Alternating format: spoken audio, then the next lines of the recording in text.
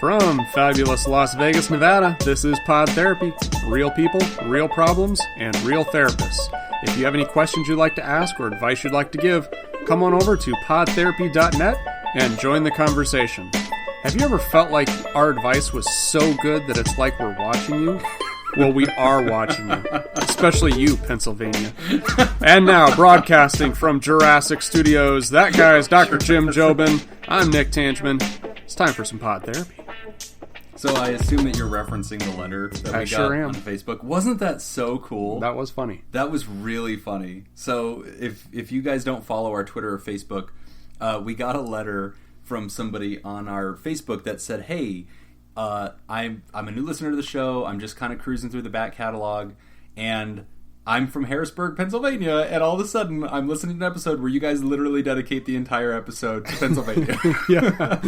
That was hilarious. And she was like, we referenced a bridge. And she was like driving over that bridge. Yeah, or like the bridge next to it or something. Yeah, she's like, I look over and I see the bridge and I'm like, oh my god, they made a podcast just for me about my life. Yeah, it's all for you, but that's hilarious. I need to go back and re-listen to that episode because I don't remember it being fun for me to listen to, but it was definitely fun to record. Yeah. I love throwing in all those Pennsylvania fun facts. Yeah, this was, I don't even remember what episode it was. I don't either. It was a long time ago, but we had done, like, the thingy that we use to record the podcast tells us generally, like, hey, people that listen to your show live in America, or they live in, this state or this town.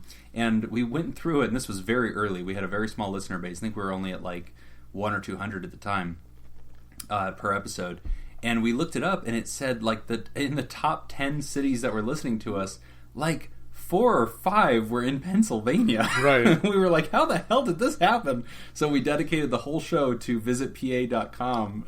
Yeah. And we gave Pennsylvania facts, and we follow the Pennsylvania Visitors Bureau on Twitter. Oh yeah, and they still to this day have not followed us back. Wow. So if you're listening, folks from Pennsylvania, petition. Yeah, get on that. Yeah, push those it's guys just not back. right. You know, Pod Therapy did a solid, and it's unreciprocated, Pennsylvania. You know, you're better than that. For all we've done for you, all the kind things that we have done for Pennsylvania, and it's just, I'm sick and tired of being walked on. Right. Well, thank you, Pennsylvania, and people from all over the world. We have Australian listeners that have joined the team on our Patreon. We have Canadian listeners. So we are an international podcast, Nick. We are. The vanguard of therapy across the world. That was the vision. That was the vision. We wanted to be the world's Dr. Phil. If Dr. Phil and Dr. Drew got together and jumped off a bridge, the wreckage at the bottom is Pod Therapy. Speaking of which, we have exciting new information that just came out. And I'm going to actually unpack this because I really think this research is really, really neat. Yeah, this is kind of cool. It is cool. Yeah, it's a little bit different, but I really think it has interesting application. So basically, this new research came out. A study was published in the Journal of Cognitive Neuroscience. And what it did is it utilized an fMRI machine. So a lot of you guys have heard of this before, but an MRI machine, right? You go into the big tube thing, it makes big noises, you're not supposed to move. And it uses magnetism to essentially take a picture of the inner workings of your body instead of an X-ray. An fMRI machine is a little bit different. It allows them to take, instead of a snapshot, imagine it like video. Mm-hmm. And this was a game changer in the mental health world because we were able to monitor the brain and watch the electricity go through the brain. In real time. And so you could ask your patient a question like, hey, think of the color blue, and you could see which part of their brain lights up. They would do this also when studying a lot of addictions. Yes. Like they would actually put a heroin addict in there, and they could show video and stuff while they're in there. So and see where, and that's how we figured out it was like the nucleus accumbens. Yeah, and they were actually able to do really cool stuff like flash things on this screen so fast that the brain couldn't process, or that they couldn't recognize. The person it. Couldn't tell you what they saw, but the brain reacted to it. God, so they would show just a picture of a needle or something like that, and it just started firing, and the whole brain. Triggered, but they don't even remember why. Yes, they can't explain what they saw. The fMRI method also taught us a lot about the concept of subconscious, right? Right. Because Freud was talking about this for a long time and trying to get everybody to understand that, hey, maybe there's multiple levels. But until we had hard data from the fMRI, we didn't really know that. It also taught us about neuroplasticity, that the brain changes over time based on what you do and how you train it and how you live. So I love this technology, and it always is revelatory when it does new things. So they just ran this new test, and I found this one really, really interesting. So in this new test, they observed participants telling stories in a variety of ways. So they would have people tell stories verbally, non-verbally, only using gestures, or even drawing pictures, like in the game Pictionary. And the stories were extremely small. Like, it wasn't like, hey, tell us how you grew up. It was like a headline. Like, they would give you a headline, and you had to tell that story to somebody who didn't know the headline. And so it would be surgeon finds scissors inside of a patient, or a headline like fisherman rescues boy from freezing lake. And so what they were doing is they were watching where the brain lights up when they're telling or interacting a story in whatever method they're doing. And the researchers found that no matter what form of storytelling the participants used, the brain networks that were activated were the networks that are known to be associated with what's called the theory of the mind, which is the part of our brain that lights up when we are trying to simulate what another human is thinking. And so that's the part of the brain that lights up when we think about a character's intentions or motivations or beliefs, emotions, and actions. So the big takeaway from this is that when we're thinking about story and we're thinking about what it means to a human to tell a story, for a long time, there was the belief that, well, what matters about a story is what happened in the story, right? The facts. But what this tells us is, no, on a biochemical level, your brain is chiefly and firstly interested in the people of the story, the protagonists and the characters of the story. It relates to them first. And that changes everything else about how it understands the story. So, if this is true, and we were to look at, like, what are some of your favorite movies, then I'm guessing that some of the favorite movies that you would identify with are not about the plot, right? But it's about a specific character in there, yes, that you can relate to, and that's what draws you to the movie. Yes. Or what repels you from the movie. That's what I was thinking too. Yeah. Because there's one movie that I saw, like there's a movie that I think is a favorite of yours as well. Oh, Clueless? No.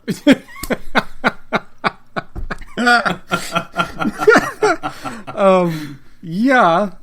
Dude, huge Alicia You totally... She was robbed of that Oscar. Yeah. As if. As if.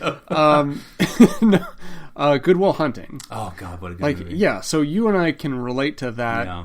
I relate. Yeah, I definitely relate to kind of the Robin Williams character and a lot of that, you know. But I've always related to the math genius of Matt Damon. Everywhere I look, I just see code. It's so weird. I mean, I was a janitor in Harvard for a while. Right, yeah. I remember you talking about that. Yeah. But also there's other movies that, like, have you ever seen the movie 500 Days of Summer? Oh, I've heard of that. No, I haven't. Oh. I watched Lady Bird, though, by the way. Oh, Lady Bird. Great movie. Good movie. Holy cow. Yeah. But you're right. So I watched that movie. Lady Bird's about a high school girl who is going through her coming of age and wants to go to college. And she wants to leave California and go somewhere else because she doesn't want to be home. But the story also involves her mother and her dad. And my wife and I watched this, and because we're parents now, and because we have a sassy 3-year-old, we totally related to the parents. And like after that movie, I was like affected by the dad. Like I was just like, I hope my daughter loves me. You're right. Yeah. I'm just trying to do my best. But what I think this research also teaches us is not just in art, though it has huge ramifications for how art works and how story works and how protagonist works. And I don't know if you've ever heard of the hero's tale, which is like a formula to write all stories. It always has this arc. Oh, right. Yeah. Really cool little transcendent thing. If you haven't ever heard of this, look up the hero's journey. I've heard about this in relation to Star Wars. Yeah. Oh, yeah. You can take any story, Harry Potter, Star Wars, except for the religion. Except for the prequel. It always works. It doesn't work in the prequel. It doesn't work. It breaks down. Which is probably why it was a horrible movie. Right. Yeah. There's no room for Jar Jar Binks in the hero's journey. But no, it's funny because it doesn't just teach us about art. It actually teaches us a lot as therapists, I think, because for us, we're always interested in how to get the most gain, right? Like how to get an impact in our client, how to get them to change something. And there's an entire form of psychotherapy, which is called narrative therapy. And the fundamental premise of this approach is to say humans only know their reality through story. We have no other way to language our truth. Like, if I asked you who you are, it is impossible for you to answer that question without telling me a story about other people. Like, you will answer that question in ways that use language that only have meaning inside of a story, right? Your race is a story, your gender is a story, your nationality is a story, your age is a story, your career, who you love, what you worship. Like, all of this is inside of a narrative. Right. And so this form of therapy also says that if you want to have people change their lives, oftentimes one of the most effective ways you can do this is help them tell a different story about their lives. And if you can get them to tell a different story, which the theory calls a preferred narrative, you can actually incrementally change even the way they fundamentally think, all by having them change the story they tell. And it's a very intentional process. And I love that. It's a really cool technique. Yeah. So can you give us an example of, like, let's say you're working with somebody who is the victim of child abuse. They're an adult now, but they've had a traumatic history. How would you encourage your client to use narrative therapy? So what's interesting is narrative therapy is a specific view, right? It's a very specific approach that has a specific basket of skills. I use this, but it's not the primary thing I use. But what's interesting is if you line up 10 therapists and you ask them, what element of narrative therapy do you use? How do you re-narrate or use a preferred narrative or an alternate narrative to change the life story of a human so that you can fundamentally change the way they think? All 10 are going to go, none of that? I don't do any of that. But if you ask them, do you ever reframe? Yeah. I do that every single breath. Yeah, because I'm a big proponent of CBT, cognitive behavioral therapy. We've talked about this on the show multiple times, but in a way, that's really, it ties in very closely to this because it kind of goes back to that belief that there is no reality, there's only perception. Right? And so we experience the world, there's so many variables going on at the same time that it's almost like we can't process all of them. So we pick and choose certain things. And that then becomes our perception of the world, which is our narrative. So that's how we tell our story. So essentially what we're talking about then is if you are going to reframe that, you're going to start looking at what are the other variables that you ignored or that you weren't taking into account. To the story. Yeah, let's find a way to rephrase this, reframe it, using all these other facts and variables that we previously ignored. Yeah, I love that technique. And we call it reframing. But that is essentially what narrative therapy is wanting to do, just writ large. And what this fMRI study tells us is humans are predisposed to do that. Like, the reason it is so effective is because when we hear story, no matter what it is, when we tell story, we immediately self-identify in story. That's the very first way we tell story, is through us. That's the channel we tell it, is I relate to it first, and I relate to the people in it, and then I process the concept of the story. Which, as you know, coming from a psychology background, it's like, that's money. Like, that's home run kind of evidence right there. Like, that really helps. So, what we've done in the past, Nick, like an example of this is people that have trauma, right? Like, if I came to you right now and I said, hey, listen, I was victimized at a job, I was abused, maybe physically, maybe verbally, maybe emotionally, and they just chipped away at my soul until I was finally just so devastated. And you know what? I finally caved and I lost all my confidence and I quit and I gave up.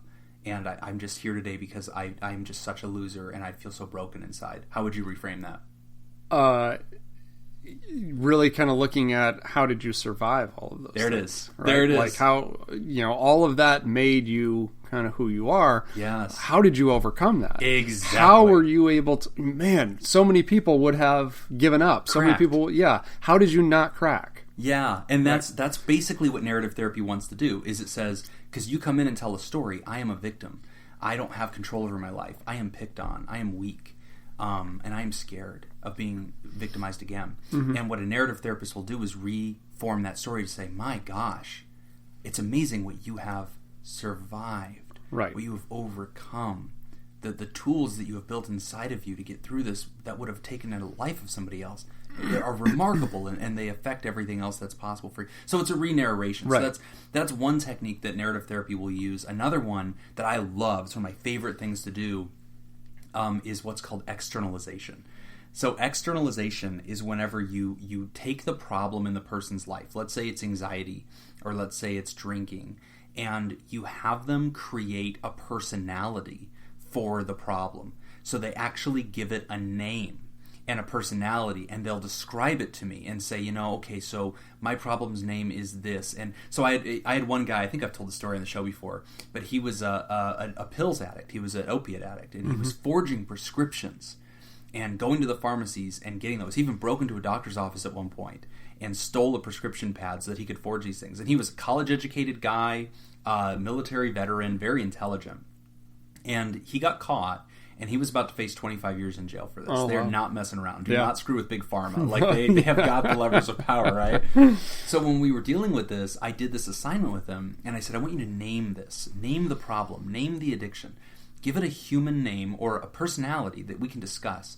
And it was really funny because he comes back and he goes, Jim, I figured it out. I'm like, okay, what is it? He goes, its name is Legion. And I'm like, okay, I've read the Bible. Like, Legion is an army of demons, right? He's like, it's worse than that. It's an army of used car salesmen.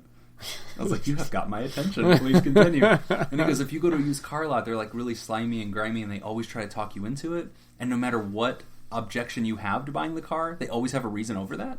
So if you're like, oh, I can't afford it, they're like, hold on, let me get Gary. Gary's our finance guy. He'll help you out. He can always do anything. He's a whiz with numbers. Oh, well, I don't know if my wife will like it. Let me get Samantha. Samantha's over here, and, she's one of my associates, and, give us a feminine perspective, Samantha. Oh, well, I love this car, Well, I don't know if I'll get the MPG. You know what? Let me get Phil. Phil knows all about, if you just drive downhill the whole time, you gotta take tell me about your route to work.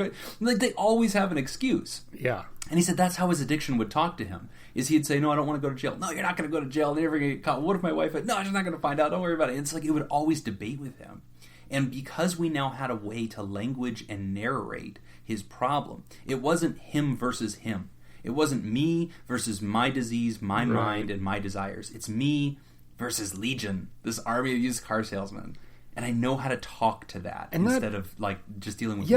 That makes a lot of sense too. And I've used similar techniques working with folks with addiction as well. With actually looking at I've had clients write a story with for an alcoholic with alcohol as a character, not as a drink, but as a character, as a friend. Because by putting it in that sense, you really start to understand how this person affects your life. Sometimes in good ways.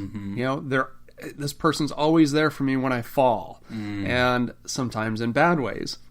But it kind of reminds me a little bit of the movie A Beautiful Mind. Oh, yeah. Where he's talking about these hallucinations that he has. And at one point in the movie, he kind of talks about, he's like, I really miss talking to him. Oh, yeah. He was my friend. I miss having those conversations. But he got to that realization where he's like, this is harmful. I have to. And in his mind, or the way that he phrased it was wonderful. It's a diet of the mind. There are just certain indulgences that I choose not, or certain things that I choose not to indulge. Yeah. Right? And so that, in a way, is kind of a narrative, because he's identifying this character, he's giving it a name, he's all of this, and then he has to then choose to completely separate himself. But that's how we change our lives. Right. And that's the thing, for the listeners, guys, that this kind of research and this form of therapy called narrative therapy can be so effective for you, because you have to take a look at the story you tell yourself. If I ask you to describe the problem, or if I ask you to describe what you're facing, and, you say, well, I'm fat, and I'm, of poor health, and I'm falling apart, and I'm behind the ball in my life. Okay, so you are a formerly fit person who's currently out of shape. Right. That's how it works. Another eating advice one. I had a guy trying to lose weight, and so we re-narrated the way he told himself about himself. So he started saying, I'm just not the kind of guy who eats cheeseburgers. That's just not who I am. I'm not the kind of guy who eats fast food. I'm just not that guy. And that wasn't true. Right. That's why he was overweight. But like we were re-narrating it, and he would tell himself that, and it would change his craving. It would change the way he thinks about it, because he wouldn't think, well, I'm in a hurry, I'm stressed, I need this. He would think, no, I'm not the kind of guy who eats a cheeseburger. I'm just the kind of guy who enjoys a plate and forks and knives. And I've heard people do that when they quit smoking. Yeah. They identify as a non-smoker. I identify as a non-smoker. And I'm that a goes back to non-smoker. recovery, Right. too, and addiction treatment, because we talk about support groups. And people think, what the hell is Alcoholics Anonymous going to give me? What's Narcotics Anonymous going to give me? Why do I go to AA or NA or any of this crap, or Overeaters Anonymous? Why? And what's interesting is, what this fMRI research teaches us is it's a brain hack. Like, I don't care if you have a higher power. I don't care if you love the 12 steps. I don't care about any of it. It's all a story. It's a giant story that other people are participating in, where they identify as people who no longer do this other thing, and now they intentionally try to do positive other things that are good and nourishing in their life. And they go around the circle, and what do they say? Hi, I'm Jim. I'm an alcoholic, right? I am changing my story. I'm no longer a person in denial about this. I'm a person who owns it, puts it up front, and is actively trying to address it. Mm-hmm. And that's why it's so powerful, because you're ultimately narrating. Right. And so the power of story, I think, is one of the most profound psychological tools that we have. I think it's the essence of who we are. Earlier you said something like, there is no truth. There is only perspective. And it's really funny, because I actually wrote an essay once. This is funny, because when I was in grad school, or not grad school, it was when I was in my bachelor's in religion, I wrote an essay called Christianity is Make-Believe, and so is everything else. And it was about, like, Kierkegaardian deconstructionism, and I was like, it's all a freaking story. Like, all of this is a story. Like, math is a story. Like, everything is. We choose what we believe in, so we have to own that. And, like, it's just, anyway, my professor didn't like it, but didn't get I imagine not. Paper. No, that did not do well. You've always been good at provoking. Yeah, apparently. I'll issue an apology during the appropriate segment. That's whenever we'll come back to that. All right, well, we're going to take a quick break. When we come back, we will discuss how to love a dying pet. You're listening to Pod Therapy. This week's Theraproducer sponsor is Jake Schneider from Atlanta. Jake says he likes the podcast a lot and wanted to throw some coin into it. You're awesome, Jake, and we super respect that you give at the $20 a month level and somehow added exactly 1 penny to that number to technically make you the largest Patreon donor. If you'd like to join the party and help make this show possible, tap into the special content for patrons only and enjoy all the feedback that goes along with it. You can go to www.patreon.com/therapy and sign up. Again, that's patreon.com/therapy. Thanks, Jake. We're back. You're listening to Pod Therapy, and our next question is about loving a pet who is terminally ill. Hi, Nick and Jim. Thank you so much for your wonderful comments and insights about my previous letter about my father. It is so hard to look inward to feel better than seeking it from another person, though obviously I am the only one who can control what I do, and that's where I need to look to feel better. Anyway, I'm writing in for your suggestion on death and dying. I've just confirmed that my cat has some sort of cancer and that there isn't any more diagnostic things that we can do without taking him off medication that is helping him. This doesn't help me know what is coming for him or what to expect, and it keeps him doing chemo, leaving him wondering why he feels so crappy with no guarantee it will help. Sadly, I don't think it's the best route for him. I adopted him at about age 4 and had him for about 3 years now. I adopted him after having cared for another palliative cat, hoping he'd be around for a long time. I do find it hard to be around him without bursting into tears, which makes it hard for me to enjoy the time I've had with him. When I did take him to a specialist, I spoke to another pet owner who had a dog with cancer, and his owner did a bucket list, which I like the idea of, but any coping strategies you have to help me through this time of the unknown. I'd love to hear your thoughts. Thanks in advance. Crystal Twists. Good letter. And hard stuff. I think that's first off, I mean, it's such a weird word to say, but, we offer our condolences. I mean, one of the things that really bothers me is whenever people are diminutive about pets and pretend like they don't matter. Like that really bothers me. Like I'm a huge advocate. I'm one of the few therapists that'll be like, I'll write you a letter. for emotional support animal or whatever. Like, because I really believe in it. Right. I know it changes lives. I'd rather you have your cat or your dog than, a medicine cabinet full of pills. Like, if I can alternate that, I want to do it. So I know that this is, like, fundamental. Gosh, man, I mean, you're a big pets guy. Mm-hmm. I've had, animals in the past. Have you ever lost an animal? Have you ever had one pass? Yeah, I've had to had a dog that I actually moved to Las Vegas with and had cancer, and we had to put her down. And it was really difficult because you always, especially if you're putting down an animal, you're always second guessing yourself. People will ask, I've heard people ask me this all before, like, well, when is the right time? I was like, I don't know. I don't think there is a right time. Right. And I don't think you can beat yourself up over whatever you choose. I mean, I wonder about that too. Like, could she have lived longer and lived a better life? And should we have waited instead of putting her down? But I can't guarantee it would have been any better. Well, it would get worse. It would have gotten worse, you know?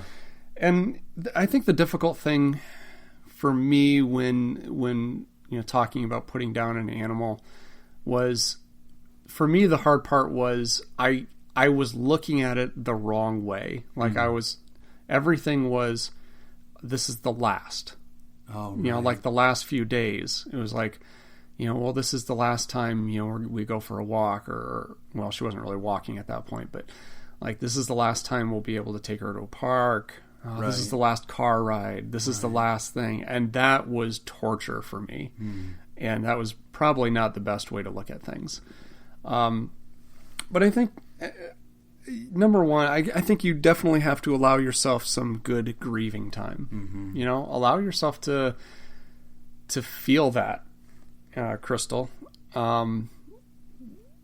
you can't really move on with your life until you've dealt with all of that. Yeah. So allow yourself some time to really grieve and mourn. The other thing too that I think is helpful is anytime you feel like you're in that situation, go where you've got support. Yeah. Go where the love is. Yeah. There are going to be people around you. Go around them, or there's going to be fun things that you enjoy doing. Go do those things, and just allow yourself to be open and vulnerable to taking in support. I agree with that. And, again, I'm grateful that we both share the perspective that this ought not be teased, that is not proper to say, oh, come on, buy another cat, No, I've heard people, in jobs that will say, like, oh my God, you need a day off work because your cat died. Come on. Yeah, and it's like, no, I sincerely believe in that. Like, I sincerely believe, yes. Like, you grieving. Like, this is it's a relationship. It's a living being. It's a relationship to you. Like, I had a cat. His name was Magic. He was all black. He was beautiful. It was in high school. I went to college. And one day I come home and my whole family's like sitting quietly, like some, like a ghost, they saw a ghost. I said, hey, God, what happened? And they said, listen, when you were on your way home, the cat, something fell, it startled him, he jumped and he broke his neck. Like he landed into a wall and he broke his neck. Oh, wow. Yeah, and they didn't save the body, and it was an intentional decision on their part. They said, we want your memories of him to only be the best. So we're kind of robbing you of the chance to have any other visual memory of him besides him being an awesome cat.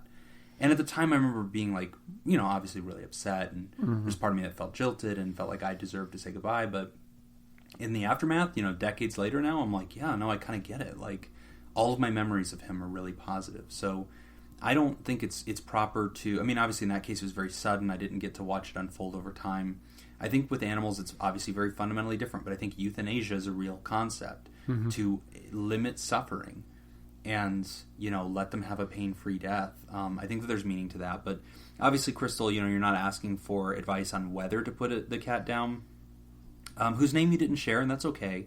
But you're talking about the situation of facing this medical crisis and what to do about it. The bucket list thing, Nick, I thought that was a really good idea. I really like that idea. I think taking those pictures, having those memories, doing the bucket list, being kind, being loving, that's all you can do. And I think that that's extremely meaningful, especially whenever you know your animal is suffering, like chemo, they're going through something. Being extra affectionate to them, giving them the things that you know comfort them, that matters a lot, and it makes a big difference. Mm-hmm. It's all you can really do, I think. And I think it's a hard thing. Yeah, it's very difficult. And then I think the time afterwards is going to be very important as well. You know, as far as taking good care of yourself, allowing yourself time to grieve, looking at this as gaining new strength through challenges. Yeah. I think. And just one thing I would really challenge you to do, Crystal, too, is try to think about some things that you're grateful for. Mm-hmm. So that's one thing that I always do. Whenever I feel like something happened, there's some kind of tragedy or something's going on in my life that's causing me stress, one thing I always try to do is just kind of take a time out and try to identify what are the things that I've got going for me. Mm-hmm. Like, what are some things that I'm really grateful for in my life, and how can I use these things? Mm-hmm. Because those things, it can be very easy to kind of forget about that and just sink deep into a depression. Right. And even whenever you're losing a relationship, you know, an animal, a loved one, I think that there's value to reflecting on your gratitude for the experience. Because in the end of the relationship, however it comes to an end, especially with death, there can be so much fixation on the sorrow and the plight and the uncontrollable sadness. But I think there's so much power to playing the nostalgia wheel and saying, you know what, I'm grateful to have had this. I'm grateful to have had this cat. Mm-hmm. I'm grateful to have had these memories. This cat was there for me. You know, it was meaningful for me. The fun pictures, the fun selfies, like, you know, all of the extras. And to look at it and go, you know what, I'm grateful for this. This was positive. So Crystal, you know, reflect on that. Remember that it's a three-dimensional relationship. Be as comforting and as kind and as authentic as you can in this final season. I think that, you know, with the advice of your veterinarian, you're going to have to make the decision about what your ultimate choices are going to be for how the care will play out and whether or not euthanasia becomes more of the right option. But yeah, I mean, obviously we're not vets. We don't have advice on how to heal the cat. But as far as the emotional connection goes, we empathize. You know, I think that we get it. We expect that grieving is going to have to happen, and hopefully you remember the good times as well and keep all that with you. And the bucket list is a great idea. Right. And if your cat could talk, I'm sure your cat would say that it was grateful to have had you as an owner. That's right, yeah. You seem like you really care, so that's care. Great. You're awesome, Crystal. Hang in there, girl. We're with you. Okay, we're going to take a short break. When we come back, is a white male college student experiencing reverse racism? We'll take a look. You're listening to Pod Therapy.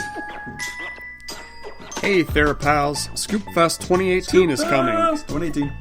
October 12th through the 14th. And we are going to be there doing a live performance. But even more exciting than that is that we are meeting up with some of our fans for a special sushi, sake, and psychology lunch on October 11th at 12:30. We've changed the venue since last time we've talked. So it is now going to be at, how do you pronounce it? Goemon Sushi House? Yep. My Japanese is not very good. I apologize. Goemon Sushi House. That's Goyemon. And the address is 5255 South Decatur Boulevard. So this is going to be October 11th, 12:30 p.m. This invitation is open to any listeners who will be in town for ScoopFest or any locals as well. We have to do a reservation. So some people have already RSVP'd. So we need to know how many seats to reserve. So please contact us either email or at PodTherapyGuys@gmail.com, or just tweet to us at PodTherapy. Guys. Oh yeah, at PodTherapyGuys. And we will make a reservation here shortly. We're back. You're listening to Pod Therapy. Our next listener writes in about his college professor making him feel unsafe. Okay, this one's really interesting. And I think it talks to a very unique dynamic that's happening in society. So This is probably the one we're going to get some hate mail on, but let's jump in. So, all right, it's titled, College Professor Makes Me Feel Unsafe as a White Male Student. College student here. I'm a senior, and I have to take this history class as a general credit to graduate. Problem is, the teacher is psychotic, and the class makes me feel very uncomfortable. My teacher is a crazy young white girl who hates white men.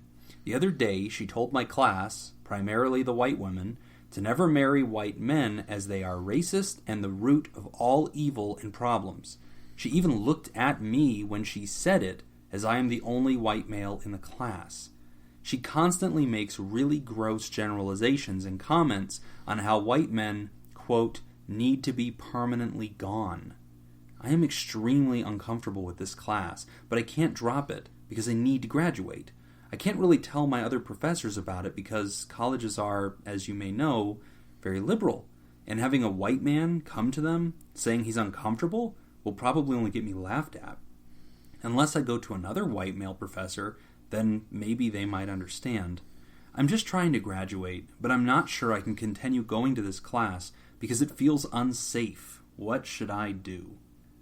Yikes. That is interesting. Wow. That is a really interesting piece of mail. I believe every word of that. And I think it's so tempting in today's very important cultural conversation that we're having to say, nope, that's not possible. That's not real. Fake news. Fake news, you're a plant, you're a Russian troll, or whatever. And it's like, no, he's a real human who's got his own stuff. And yeah, this is a tough situation. So this is. Take a shot at it, Nick, and prepare your apology letters. Yeah, you had a winning streak. 38 episodes you went. Yeah. Sharpen those pencils, listeners. Well, the easiest way to not have to issue an apology statement is to not take a hard stance. There you go. So that's how you should live your life. Yeah. Wow. This is tough. I mean, this is kind of one of those things where it's like when you're, oh man, I feel the letters coming in already. It's gonna happen. So just go. I mean, it's have been honest. Okay, assuming everything in the writer's statement is exactly how he says it. We always do, though. That's our rule, right? And we've explained this to the listeners before. We always give our answers based on the writer's perspective and what they've said, and we are advocating for them. They're the one who took the time to write in, asking for help. Right. So assuming all of that this is 100% accurate and not just an issue of perception. Yeah. Then that's definitely, this is definitely a problem. I think it should definitely be reported. But how do you do that? I mean, honestly, if I was in his situation, the advice that I'm giving him right now is different than what I would do. Mm-hmm. If I was in his situation, I would sit through the class, I'd get my grade, and then I'd be done. Right. Yeah. And then move on. Maybe, what is that website? RateYourTeacher.com? Rate My Professor. Rate My Professor or whatever. Yeah. And then write a review on there. Yeah. Because if this is true, mm-hmm. if this is actually happening, he can't be the first person that's been like, right, this doesn't feel right to me. Yeah. Right? I mean, this seems very blatant and obvious. Yes. Right on the surface. So it can't be like the first experience. Yeah. So using websites or resources like that, you can probably join a whole list of other people who are saying the exact same thing. Yeah. And then you can probably take that to the administration. Is that what you're talking about? No. Oh, okay. I think I was misreading what you were trying to say. Take that to the administration. Go buy tiki torches. Don't buy tiki torches yet. All right, so I'm going to give some feedback on this. First off, I think I can answer this from a couple different perspectives. First, I am a professor at Arizona State University. So I have that perspective. So whenever he says, I think this is, or whenever, you say, if this is happening, I'll tell you this. I have no doubt that this is all real. I have not a doubt in my mind. Because I have now met a lot of people that do not have a sense of professionalism in the classroom. Oh, okay. Because I come from doing real clinical work, I have that mentality of like, my job is to be unbiased, my job is to deliver this curriculum to you, and not impose a worldview, like do no harm. But I have met a lot of people who just come thundering in, and they see themselves as this lecturer, this pontificator, whose job it is to challenge all worldviews everywhere and just like enunciate their doctrine. Well, in a way, that's how you get someplace in academia. Is you come out swinging, Yes. and you have to be something. You got to say something that's outrageous enough to get people's attention. Yes. I think that's what happens if you want to get on Bill Maher. Well, right, but not right. if you're trying to be real in academia. Academia is based on research. You have to deliver that's true. results. True. Yes. And so bring if you want to sell to books, the university. Yeah, if you want to. Yeah. If versus you have a tenure articles. position and you're ready Right. to go make some money, then you can do that and sell some books. But what I've tended to see is there's the deprofessionalization of the professor's role. The professors of yesteryear, where they're tenured, they're good at this is their entire life's work, and they have grad students that assist them in person. That's a different era. We're now in an era where, and higher education's had this problem for a while, where they just basically recruit every grad student and make them teach classes, and they have almost that Stanford prison mentality, where as soon as you make them in charge, they're torturous, and it's weird, and they're not ready for this. So the first thing I have is I do not doubt at all that this is a reality. Now that's as a professor. As a student, I had this happen. When I went to UNLV, go Rebels. When I went to UNLV, Wolfpack. No, that shall not happen, Jake Whiskers. That's my employer now. So I got. Oh, that's right. Now you're big into Reno. So when I was a student, this was in the early 2000s, and 9/11 happened, right? And so obviously that crushed all of us. It was an extremely political time where there was, are we going to go to war with Afghanistan, with Iraq? George W. Bush had lost the popular vote, but he was the president, and the Supreme Court had decided he was allowed to go, and there was all this stuff, right? And I had an English teacher who one day we all come into class, and she brings in, and I am not joking, a guy she met at the Coffee Bean across the road who seemed really smart. And she gave him the podium to do her lecture that day. It's an English class. We're there to learn the mechanics of writing for college. He proceeded to go for an hour on this giant conspiracy theory. 9/11 was an inside job. Oh my George God! W. Bush really? Yes, George W. Bush is a plant by the Illuminati. This whole thing, it's all about oil and Dick Cheney, and he has his connections. And so this dude pontificates for an hour. Eddie was in that class with me. And out of respect, we didn't say anything. But we were both really upset. And I felt like this was really not okay. And so, and I could tell, toward the point when this guy was calling for the assassination of George W. Bush, she realized, oops, I think I made a mistake. I don't think I should have brought this guy in. I think I just sacrificed all of my credibility to do this. So, afterward, I met with her, and I was like, hey, I like you as a teacher. I think you're really good at teaching English. I'd love for you to stick to teaching English. And I think you should do more of that. That was way too far for me. I'm not appreciative of this. So I've seen, and obviously that didn't have to do with, it wasn't a critique on my race. But at the time, that was really hard for me to hear, and I wasn't okay with it. So, to this writer, the first two things I want to say is, I believe you. I do think it's real. The second thing is this. We're in a time right now where there is a cultural response to the privileged position in society, at least in American and Western society, that white men have historically had. Their access to wealth is different. Their criminal justice system is different. The privilege that they get away with in their human interactions, the Me Too movement, is a reaction to these things. Now, as we've seen in life, whenever you have a reaction to a problem, it's not usually very precise, on the nose, careful not to overreach. It's usually an overreaction, right? It feels like they have to punch as hard as they possibly can because they're fighting an entire institution. And if you're out there and you're part of that movement, that's good. I'm for that. And I'm with you, actually. I believe that this needs to be put in check. But I want you to remember this. And as a therapist, this is something I'm always coming back to. White men as an institution are invincible, overconfident, and dangerous. The white male who's sitting in the room with you is a person who has a name and a story and parents that love them, and is not the embodiment incarnate of everything that you find repugnant about society. And so as a professor, I think this teacher's way off. I believe that reverse racism can happen. I also believe it's a dog whistle that, people will use to try to say, oh, look at the poor white people being picked on. But that was something that, a lot of people don't even understand. Like, when we think, and I'm getting on a soapbox here, Nick, you're going to have to cut me off, but when we think about white privilege, what a lot of people don't realize is that the number one demographic of people that are on Medicaid and welfare are white people that are in the South and in Appalachia. But neither side thinks about that. Like, if you're a conservative, you think, no, what the news people tell me is that there's a race divide and there's welfare queens and people taking advantage of this. They don't realize it's actually the voters who voted for your side that most utilize the social safety net. If you appreciated that, you'd probably care a little bit differently about the social safety net, right?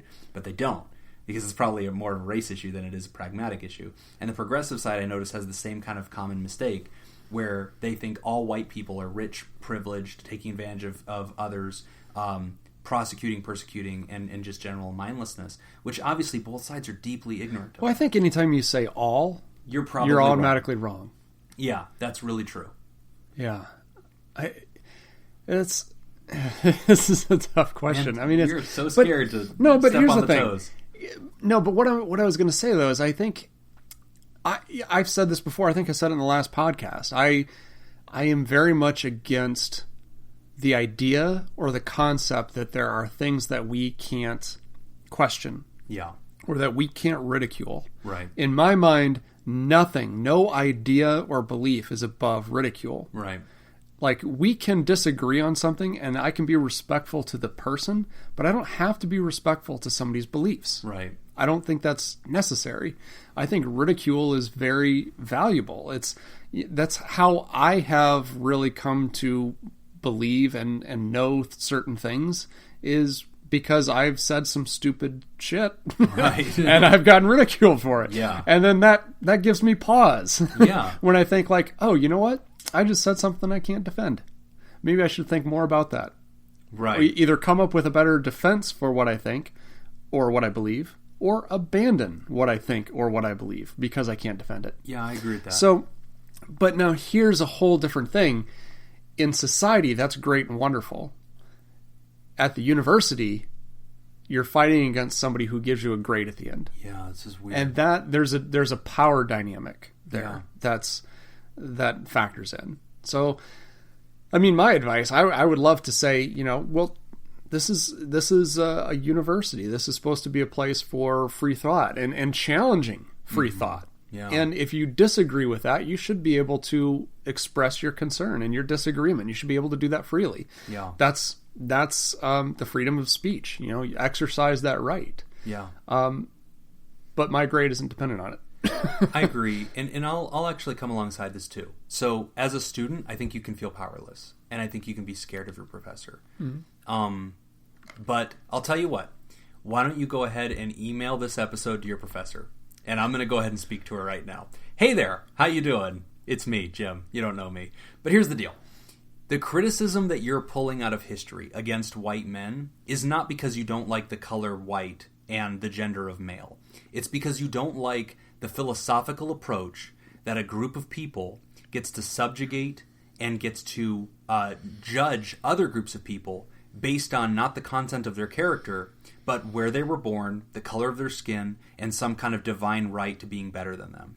If you come out of the gate and lecture your students about how all white males everywhere are bad because of the historical institutions that they created, you are exactly the problem that you are criticizing. Like, Martin Luther King Jr. did not join forces with the Black Panther movement because he believed that their reaction was an overreaction and it was starting to smell of the same principles that he had a problem with in the beginning. He wanted people judged on the content of their character, not the color of their skin. And there was points whenever they questioned Martin Luther King on this. And he said, I refuse to hate white people. I don't hate white people. I hate people individually. Like, I will get to know you and decide if you're worthy of my hate. But he said, hate is too great a burden to bear. I choose love. And so I believe that this is a reckless kind of mentality. You're causing harm to your student, and that's not your goal. As an educator, your goal is to empower your students, to help them have a broader view of reality. Yes, I think you should bring a social criticism, but I also think that this is going beyond the pale. You're making somebody feel unsafe. and that is you leveraging your power and your privilege as the head of that class to be dominant of somebody who has none. And those are exactly the things that you are protesting and exactly the things you don't like. So in this unique dynamic, I think that the professor is wrong, and I think the professor needs to change their ways. Now, if you are a listener and you are sharpening your pencils and you are saying, man, I just realized that I looked at the picture of Pod Therapy and you guys are Caucasian men and I have a problem with this, and I think that you guys do not see the Me Too movement, you don't understand the culture. Okay, hold on. We give our advice directly to the writer and specifically considering the writer's concepts and their predicament. That context alone. We're not making a criticism of the greater movement that Me Too needs to check itself, or that, everybody needs to dial this back a notch, and that maybe, Sean Hannity's got a point. No, we didn't say any of that. Okay, so please don't put us in that box. That is not the case. But wrap up thoughts on that, Nick? This is a very unique question. It is dynamic. I think you raise some good points, but you are a white male, so you have to distrust me. So I'm probably wrong. I don't know. Yeah, that's probably fair. But you know what, guys? Honestly, if you are participating in this counter movement, I laud you. I'm with you, and I have my own voice that I use on Twitter and I use in certain dynamics. I believe that there needs to be a social reaction. However, I find that the best version of us is when we are listening and when we are always seeing people as individuals. I want to see people as human. Right. I always take the approach of being thoughtful and critical, regardless of the platform. Say, for example, anything that, when I'm on Facebook. So I wasn't on Facebook for a long time because I took it off my phone. Yeah.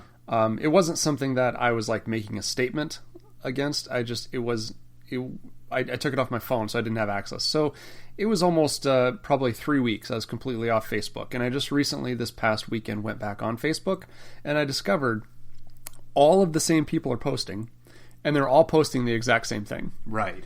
It's like I never left. Yeah. And I know that I've got friends that are very conservative, and the stuff that they post, I'm very critical of a lot of that stuff. I want to read into this a little bit more and understand, okay, where are you getting this information? Right. Yeah. Is this accurate, or has this been filtered or distorted in some way? But guess what? I do the same thing for a lot of my liberal friends too. Yeah. I'm critical about everything. I don't want to just hear somebody's opinion about stuff. I want to know, how did you arrive at that opinion? Yes. What are you looking at?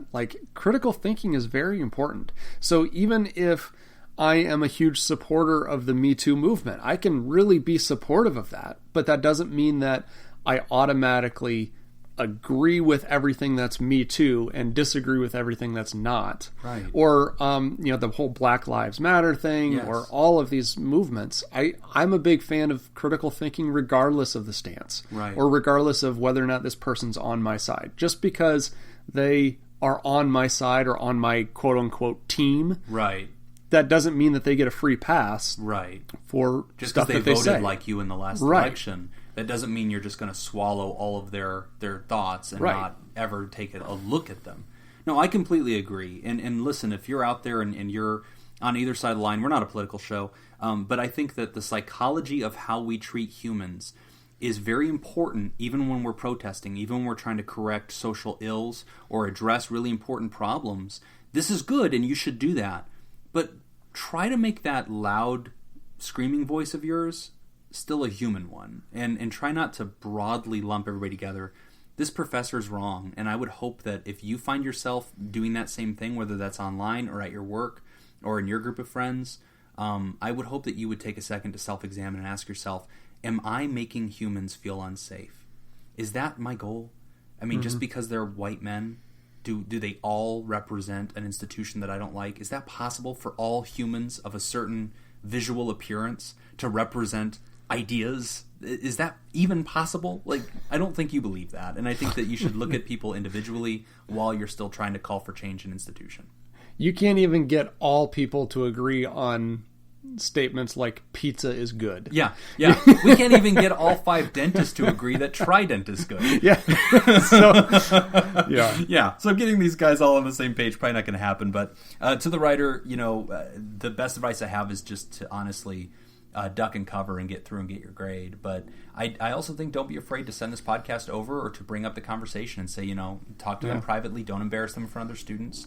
But, talk to them privately and say, hi, my name is this. I'm from this place. Yeah, okay. And please don't group me in with everybody you hate.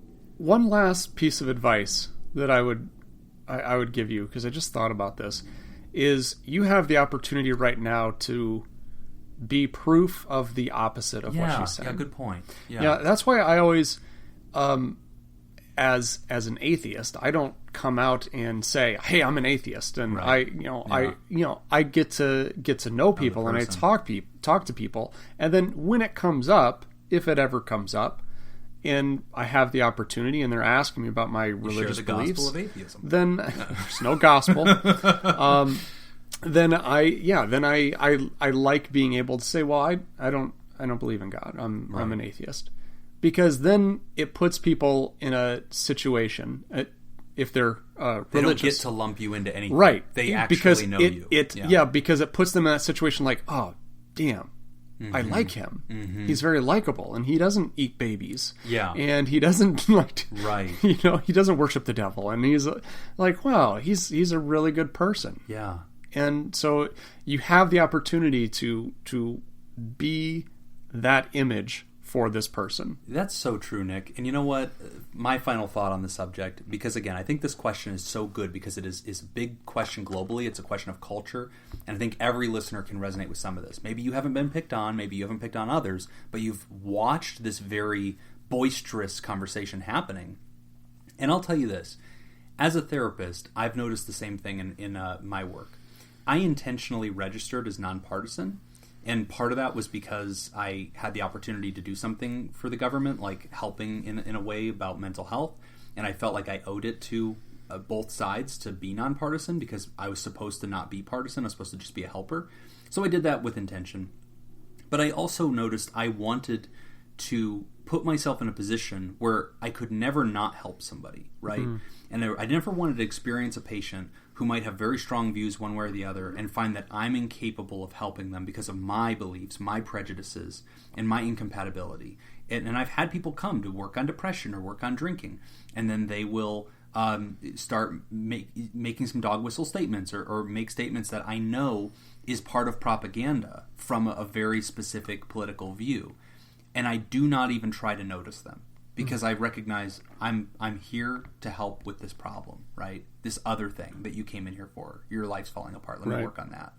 And what I've noticed is I had one patient who I've been working with for months and has made lots of comments about political conservatism. And I just kind of smile and nod and then continue the conversation.